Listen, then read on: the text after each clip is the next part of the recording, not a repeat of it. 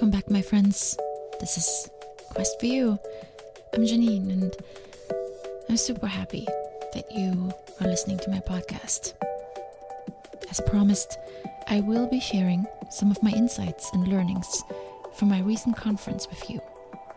Last week, we talked about collecting our stories and our knowledge. This was not completely new to me, but it was an important reminder. Now that I have a new interest, public speaking, I need to begin collecting content specific for this objective. And hopefully you also have thought about the content that you may want to start collecting. Another, even more impactful takeaway from this conference was yes and.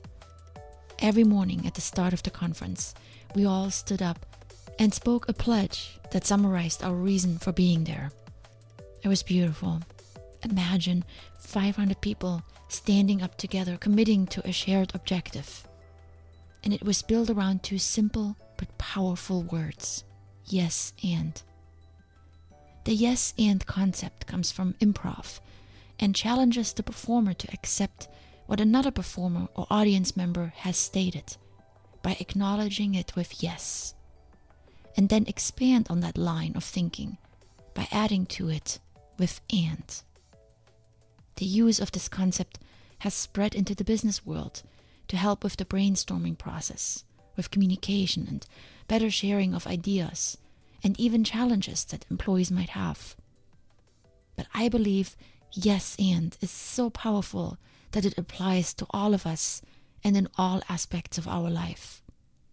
It can serve as a reminder for so many of the things we struggle with. Instead of yes and, our first reaction when we don't agree with something is often no. No shuts down. It closes the door while yes opens it. Yes is hard. Yes may mean that we show agreement while internally everything screams, no, this is wrong. But yes is not all about us. Yes is about the other person. It acknowledges their contribution. It makes space for their opinion. And it shows respect. Yes does that.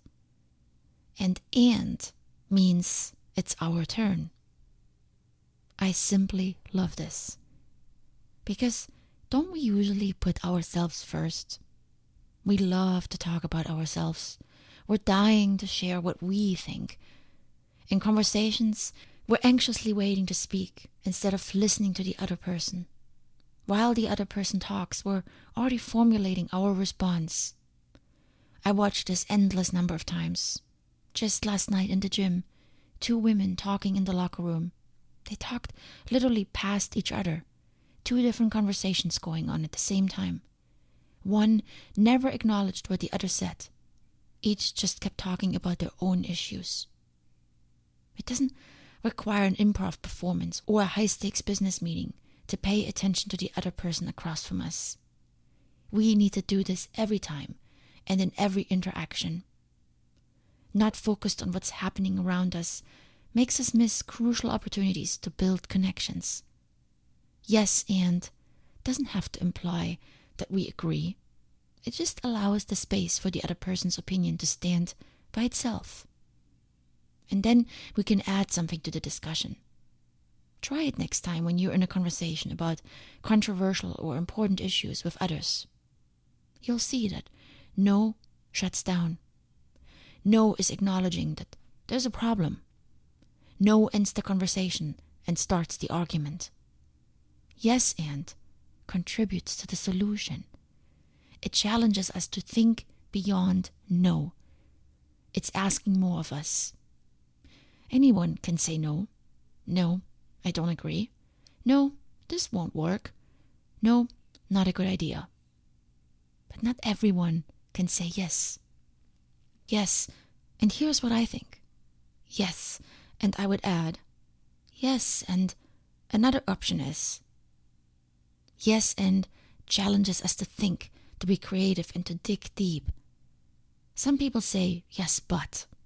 That's like a cold shower right after a hot one. You shared a new idea with your boss or proposed a different plan to your partner. And as soon as you hear the initial yes, you feel good because they seem to be on board with you. Yes, I get it. Great idea, wonderful plan. There's a moment of excitement. And then comes the but. But it will never work.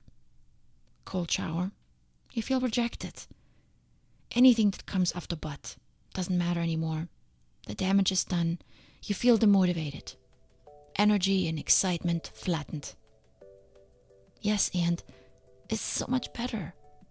Yes, maybe the suggestion wasn't the best. Maybe the plan is totally unfeasible. And maybe we are in complete disagreement.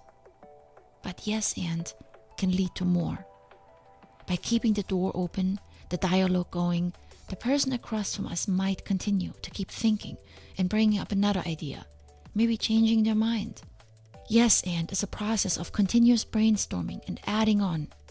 Who knows what the outcome will be? Yes, and keeps the momentum going. It doesn't shut down. It keeps the flow moving. Yes, and makes people feel heard. Even the constant naysayers and negative people. Yes, and can turn a hopeless situation or heated argument around. And it can even bring humor. And yes, and sets the example to others observing our conversations. Most debates these days are all about beating the other person up verbally. We rarely see positive examples anymore. Yes, and spreads the love. It communicates, I accept you. I value your opinion. And here is some more. Let's use yes and more, and no or but less. It opens the door to endless possibilities. Much love.